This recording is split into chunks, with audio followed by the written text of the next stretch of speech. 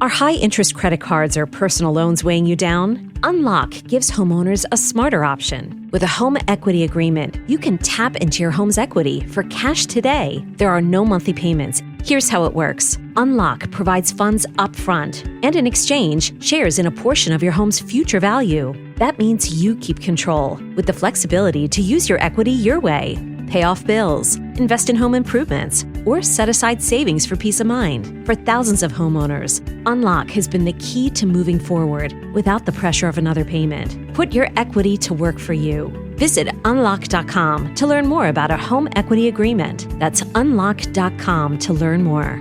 Terms and conditions apply. Not all homeowners will qualify. Not available in all states. Actor Portrayal. Home equity agreements are offered by Unlock Home Equity Solutions, Inc. In certain states, NMLS number 2657081. Visit www.consumeraccess.org for more info.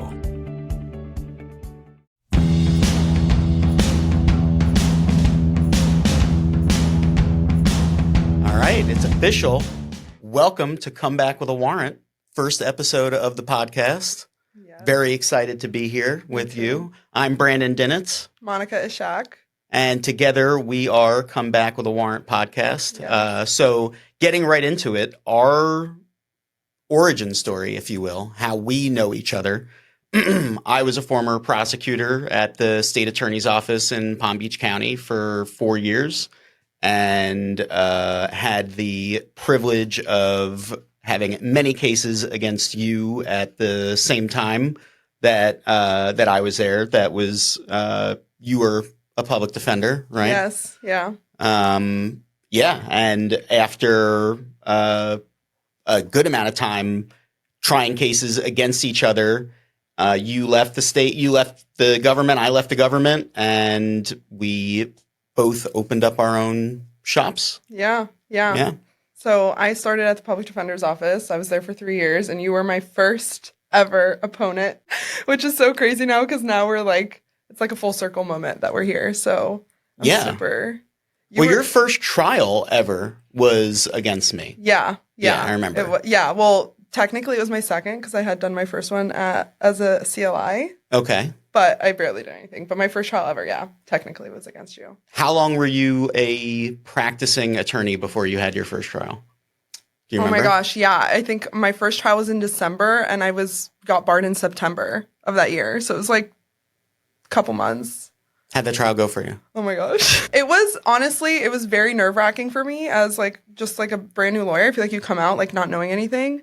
And then at the public defender's office here in Palm Beach County, they make you do the whole thing from beginning to end. I don't know if you remember that I did literally every part of that trial. Right, yeah. You had a second person sitting there with you, but you had to do all the work on the trial. Yeah. But normally in trial, that's not how it goes. You had a partner, you split your work with her. And, usually ever since then, I've pretty much done that too. But yeah, that was very nerve-wracking for me. Obviously, it didn't result in a good result for my client, but win some, lose some. Exactly. I mean, fair enough. I think my wins and losses were in jury trials, especially at that level. As a prosecutor, you're about 50-50 because you're only taking the cases to trial at that stage that are toss-ups. You're not taking the solid winners to trial. Well, I guess it depends that was on you as a prosecutor. I guess it depends on the person, but I don't think I took a slam dunk to trial. I think if it was because if something's a slam dunk, then both parties are going to resolve it. Yeah. One way or the other. It's either going to get dismissed or it's going to plea out. Yeah, unless you have the energy from the defense, it's going to war no matter what, or vice versa with the state. It just depends on literally the players in the room, who's defending and who's prosecuting. Because I think, you're saying, at least when I was prosecuting, you didn't do certain things, but when you were defending and I was prosecuting, I'm saying you were saying you didn't take slam dunks to trial. You could have been no offer, we're going to trial. That's totally true, and I could have done that, but I don't think that's the right way to do that job. And I think the best prosecutors out there are the ones that understand their role and that they're not just taking a DUI where there's a blood alcohol level above a 0.2 and everything is on video and the driving pattern is on video and everything. They're not taking those cases, forcing those cases to go to trial just so that they can win in front of a jury. It's a waste of resources, time, energy, especially when defense comes in the room and they're like, what's your plea offer? We want it now. Totally. You know? Check out these awesome mugs. Yeah, super cool. Got our logo on them and the logo's on the back. I call Brandon our creative team because he literally takes care of this. So, 10 out of 10. I had help.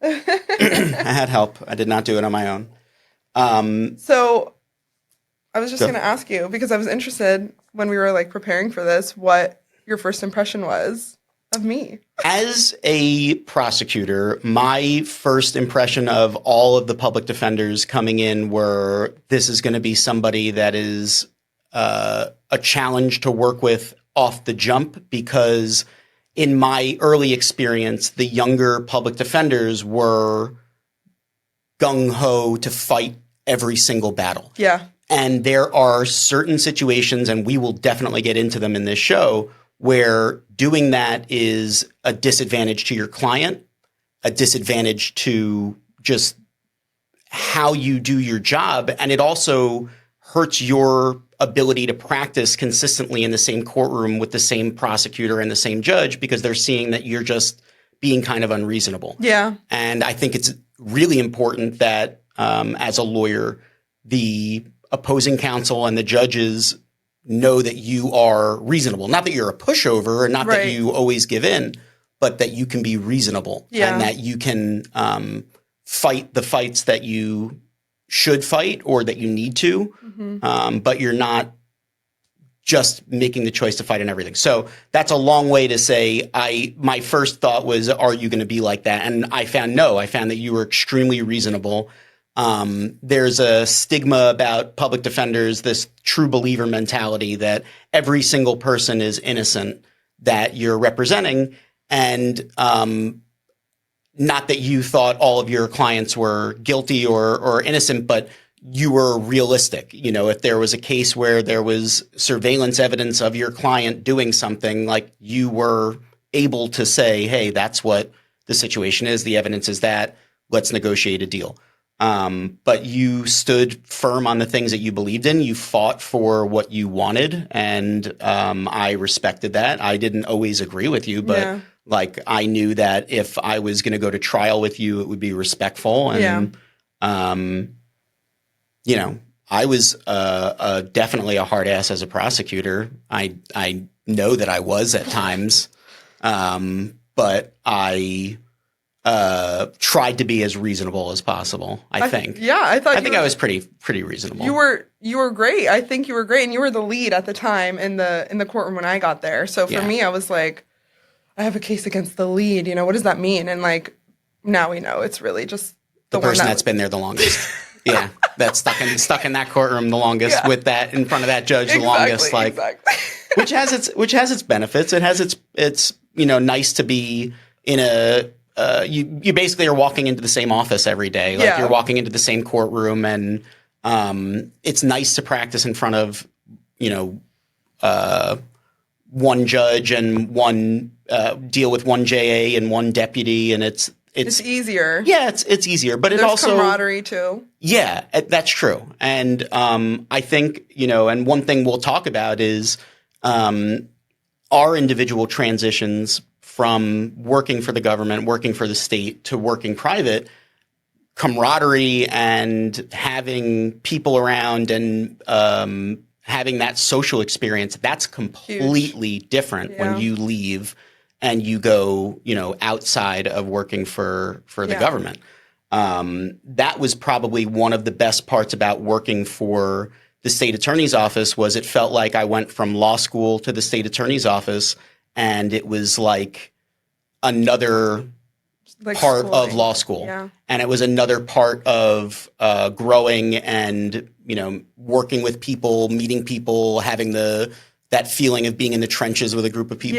Yeah. That's really, really cool. That's something I definitely miss now, because, you know, I work for me. I only have myself to deal with, and, you know, that's so real. That's a different that's probably the biggest downside to being a solo practitioner is not having that support system camaraderie of all of the other lawyers in the office at the time, which is cool. At some point, who knows if hopefully I'll have something like that. But that was one of the best parts about working. I for the agree. I felt the same way at the PD's office, and you could tell, like, I felt that I could see that at the States too. Like, you guys are like friends, like just like we were friends. Like, you go into each other's offices, have lunch, talk, whatever, like same thing. And then now when you're solo, you have to like actively seek that community or like those people or like hit people up if you have like questions about a case or whatever, whereas before you could just walk into someone's office and be like,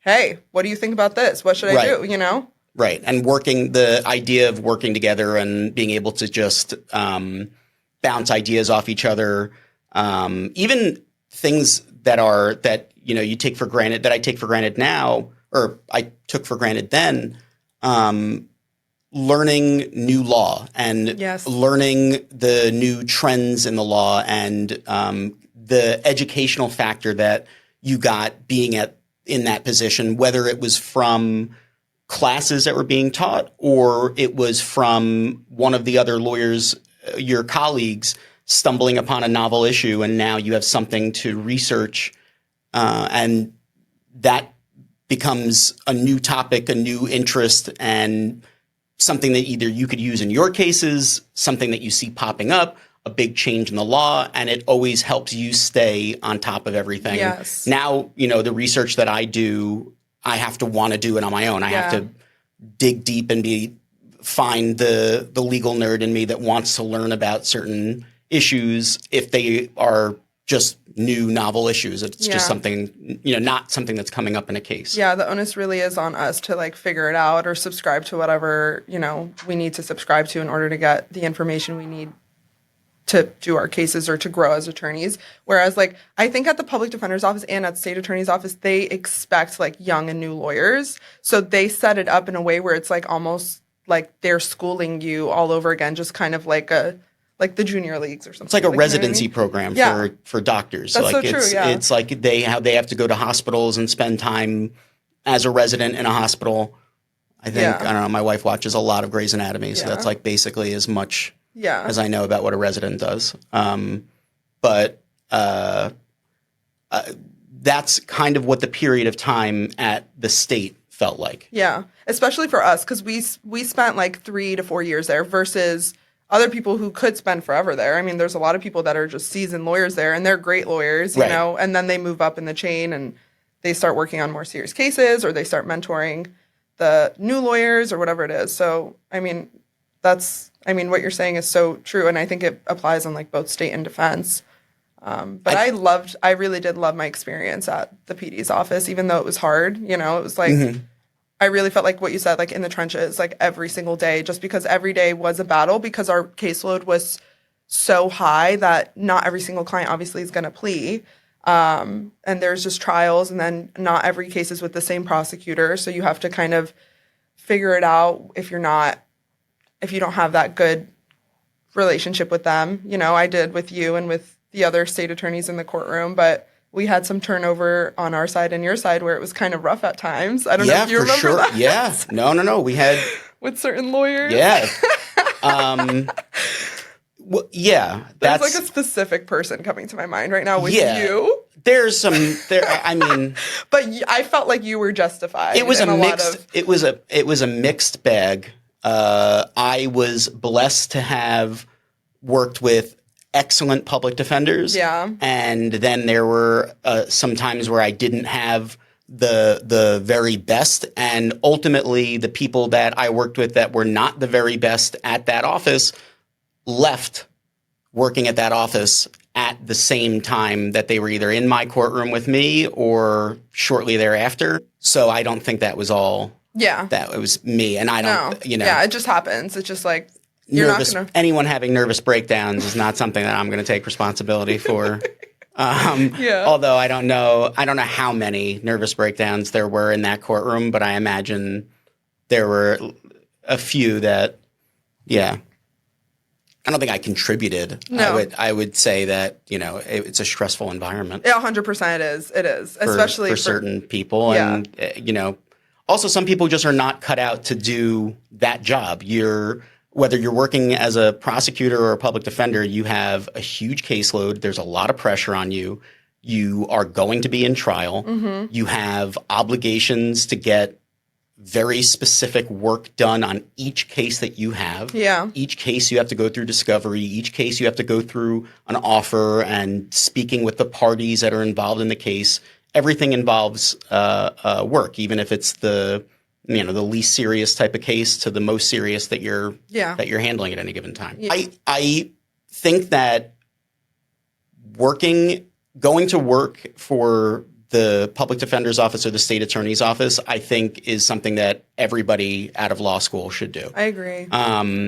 Certainly if you want to find yourself in being a litigator or being a trial attorney, I think there's no better way to learn.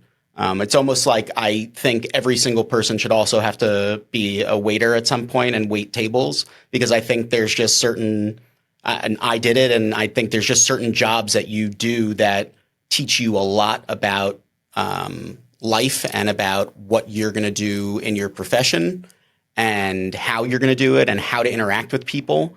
I think if you're going to be a trial attorney, there's no better place to start than where you have a huge caseload and you're going to be in trials frequently. Yeah. And can get on trials by asking people to sit with them and whenever you want. I mean, how many times do we hey, I have a trial, I need a second chair. Can you jump on it next day of, Yeah, all the time. I mean, it's not ideal practice, but it is what it is when you're at the state and the PD's office. Right. And I trusted the people that would ask me to. Exactly. If somebody said to me, hey, can you there were a lot of really good prosecutors, and a lot of them are defense attorneys now that I worked with that if they ever asked, the day of a trial, they said, I need a second, I would jump on. Yeah. It was never, I trusted that they had worked up the case and that we were there trying a case that was worth trying. It really teaches you teamwork too and collaboration because I don't know, I remember trying cases with certain people where I didn't have that kind of chemistry with them during trial that I had with some people I had already tried cases with. And I was like, why? And it's because certain people just don't have that teamwork. They never learned to kind of be someone's support and vice versa. So I think I really got kind of better at being a teammate and supporting someone and needing being able to just ask for help, because I personally always had issues asking for help. So I really did like the collaborative environment of trial too, and being able to do that, because that really I think is something that not everybody can do, obviously, No, I agree with that.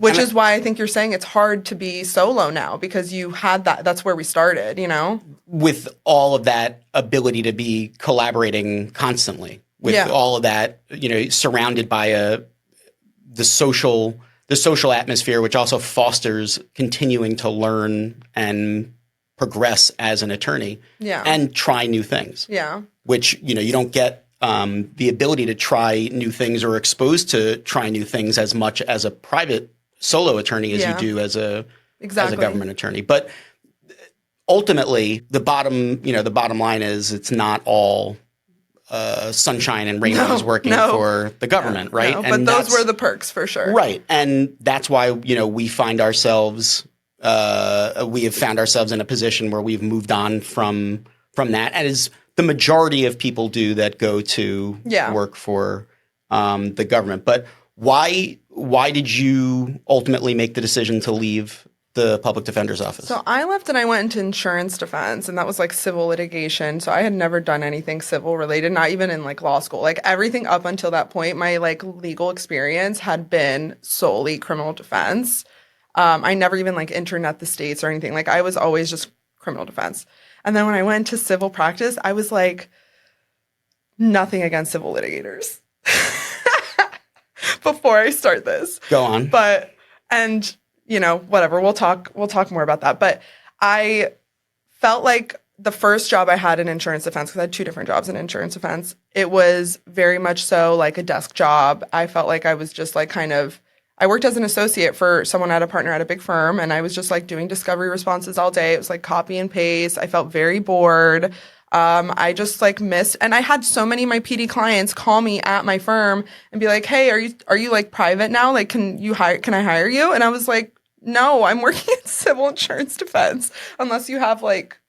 Not even then, because I'm representing insurance companies, so I don't even know. But it really like made me miss like criminal defense. So then I went back into criminal defense and worked for a solo. And then I went back into insurance defense, and I had a trial. I was on trial team for that, so I was in trial like all the time. But then I just missed doing what I love, and I just like it made me. I feel like I had to try different things in life to confirm that I love like to do what I do, which is criminal defense. And then, there were different aspects of civil litigation that just didn't make sense to me. I felt like there was a lot of hostility over minor things that didn't matter. And I think that coming from a criminal defense background, or even just criminal in general, it put a lot of things in perspective. Like, these are not issues worth fighting over. Like in civil litigation, there's a lot of issues about like if you don't comply with certain like deadlines or timelines, everything's stricken, your case falls apart. Mm-hmm. And for me, I'm like, usually the defense just has to make a constitutional argument and we get what we need to get done in the case, like that's not an issue. So like, I just felt like there was always like this technicality that like we were arguing about. And then like, there was no sense of like respect between the parties or the attorneys. There's always this hostility between the attorneys. So I just felt like, like I didn't even have this when I was fighting for my client's freedom, like even when it was hostile, it was never, I feel like it reached a point where it like never really went beyond the courtroom. Like we would hash it out in the courtroom, go outside, like we don't have to be friends, but we're not disrespectful to each other. And I feel like that's something that is like kind of a culture in the criminal field for the most part. Mm-hmm. So when I went from that to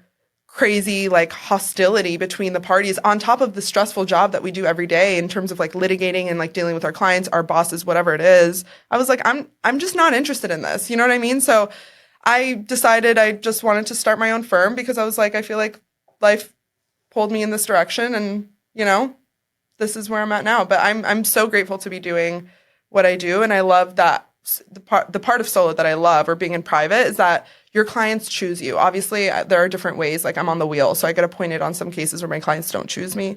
But for the most part, like I choose my client chooses me. And like at the PD's office, you don't have that luxury. It's always like, I want a real lawyer. Why are you on my case? But you're the only one that's really fighting for them or like telling them what they need to hear or whatever. So I just feel like this is a new season that I need to be in. And I'm so grateful to be in it. But there's like, again, every single time you do something, it's not always rainbows and sunshines, like you're saying. There's downsides to everything. So I do miss the PD's office, but and aspects of it, I should say.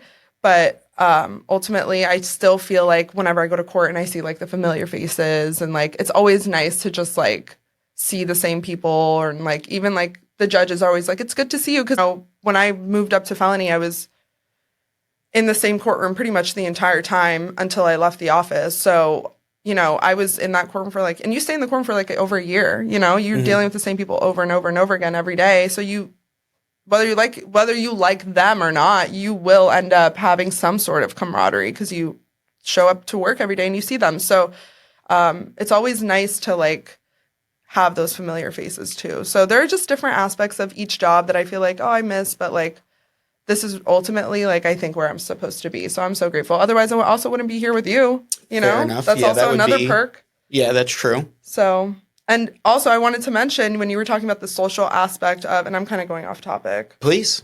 But the social aspect of the state attorney's office, you met your wife.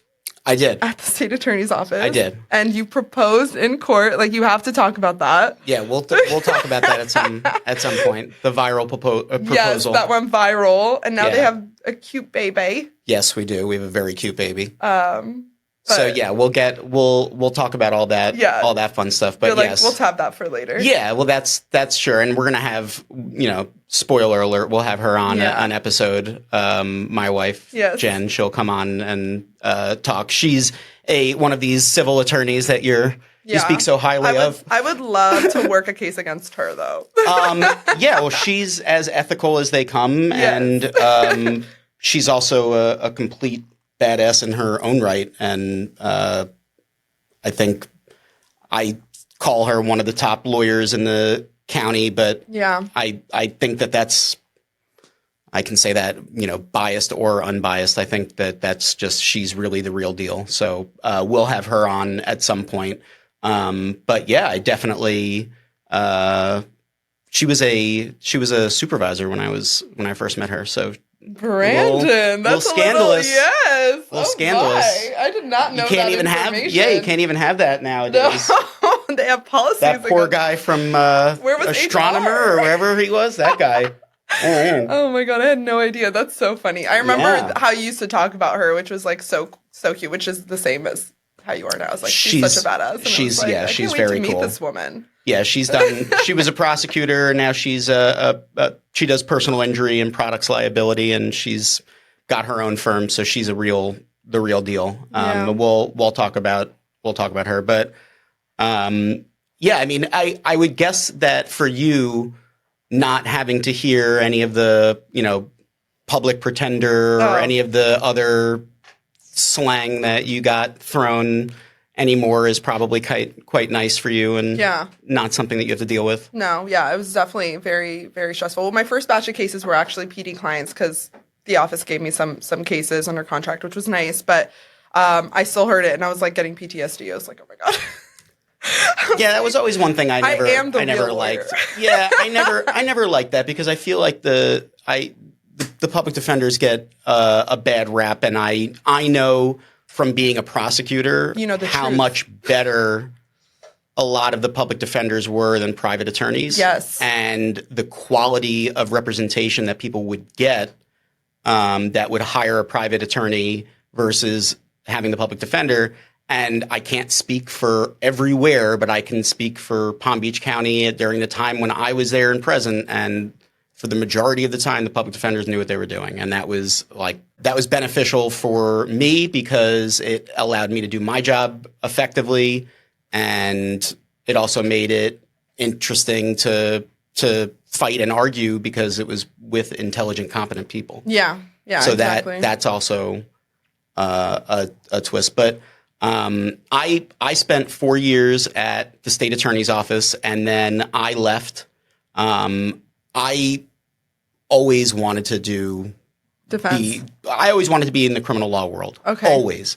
And that's from being a little kid, and that's from, watching different TV shows and growing up thinking Boston Legal was one of the greatest shows ever. Like, I used to love different trial lawyers. I know it's an cool. odd one to pull, but I used to love different TV trial lawyers, and I had a family member that got into some trouble, so I saw up close what defense attorneys did, and I always wanted to find myself in that realm. Yeah. At the end of law school, I asked a local attorney what I should do if I want to find myself in a position where I'm kind of doing what I'm doing now. Yeah. And they told me, start your career at the state attorney's office, and specifically try to start at the Palm Beach state attorney's office. And that's what I did.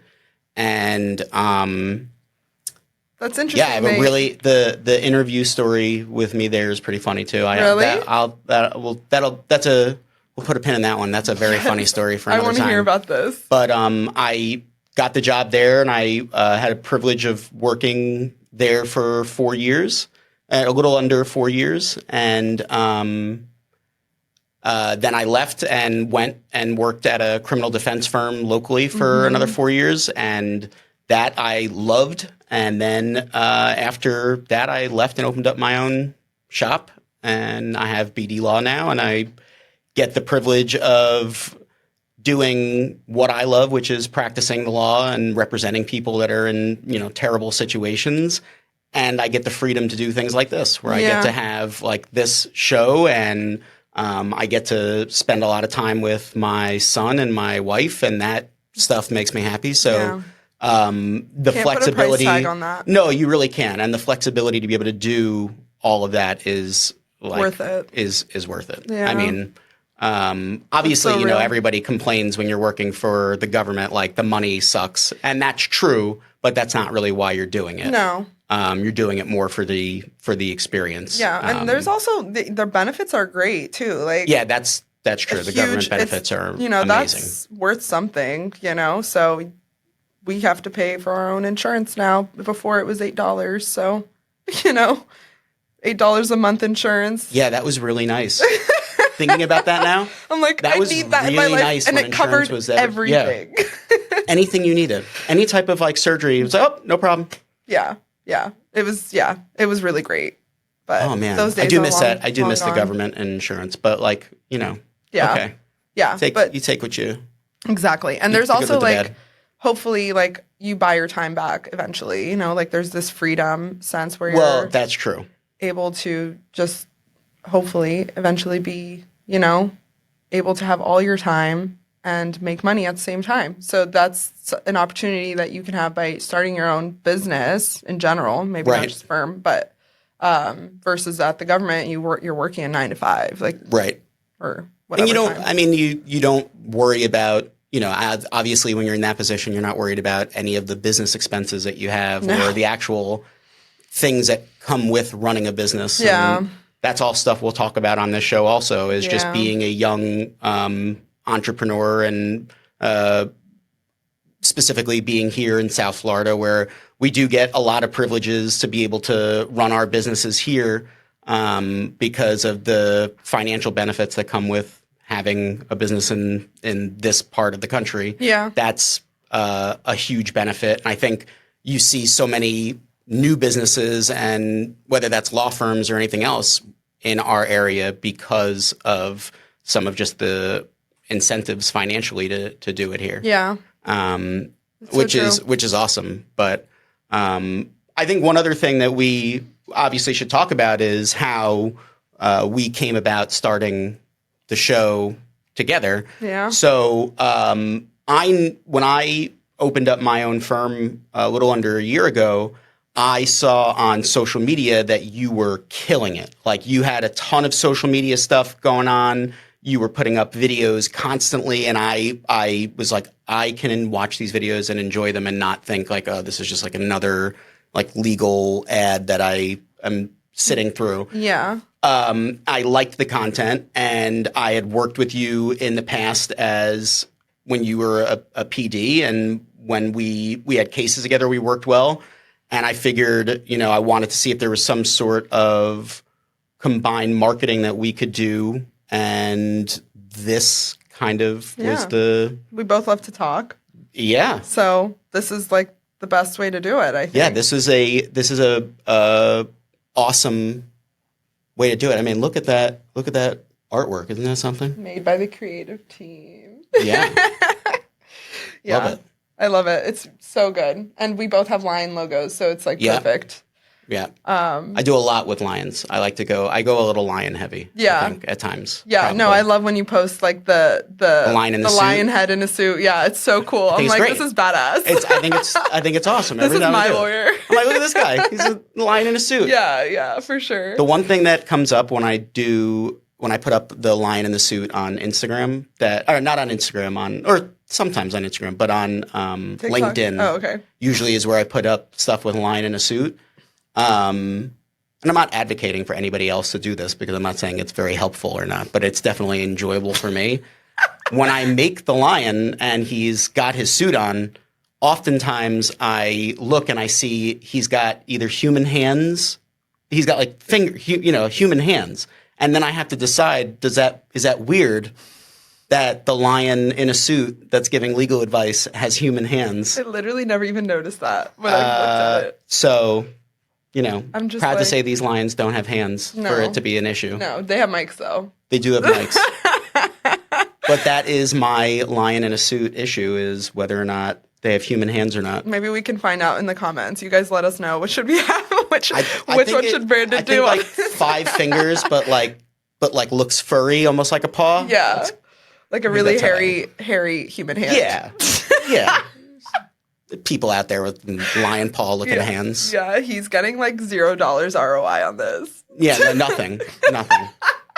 Lion in a suit brings me nothing but personal joy. Yes, exactly. But I'm going to keep posting it. Hands, yeah, I'm going to keep posting it. Lion in a suit. I did an Ask Me Anything on LinkedIn, and I put, I think I put somewhere in the comment that I wrote that the lion in the suit will be there. Make sure to expect the lion in the suit. Yeah, don't be startled if there's a full-grown lion in a suit at your next meeting. Oh my God, that's so funny. We need to have like, that's what you should do for like Halloween or something. Is a lion in a suit? Yeah, like wear a suit and put a lion head on or something. Now we have an idea. Yeah, you and your son can match. Oh, that would be cute. He'd be a little cub. That would be really cute. I like that. That's pretty good. I love that. So we are basically wrapping up our first episode. Yeah. We have talked about a lot about just how we got here to begin with, but what people can expect in the future from us is going to be a lot of conversations about local legal issues that are popping up, national stories that are interesting.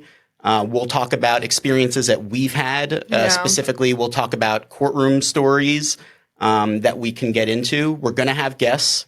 Yes. So I've already hinted. I hinted at one of them, and we're going to have more. But we are very excited. This is going to be a really, really fun show, and I think if people enjoy it and they listen and like it, and you'll tell them what they need to do, and that's that. Yeah, for sure. So check the show comments. Follow us on all of the social media platforms. I don't know. Yeah. I guess that's it. Like, follow, subscribe, do all the things that you need to do. And if not, if you don't like it, then come back with a warrant. Yeah.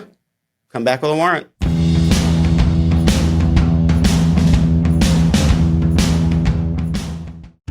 Are high-interest credit cards or personal loans weighing you down? Unlock gives homeowners a smarter option. With a home equity agreement, you can tap into your home's equity for cash today. There are no monthly payments. Here's how it works. Unlock provides funds upfront and in exchange, shares in a portion of your home's future value. That means you keep control with the flexibility to use your equity your way. Pay off bills, invest in home improvements, or set aside savings for peace of mind. For thousands of homeowners, Unlock has been the key to moving forward without the pressure of another payment. Put your equity to work for you. Visit unlock.com to learn more about a home equity agreement. That's unlock.com to learn more.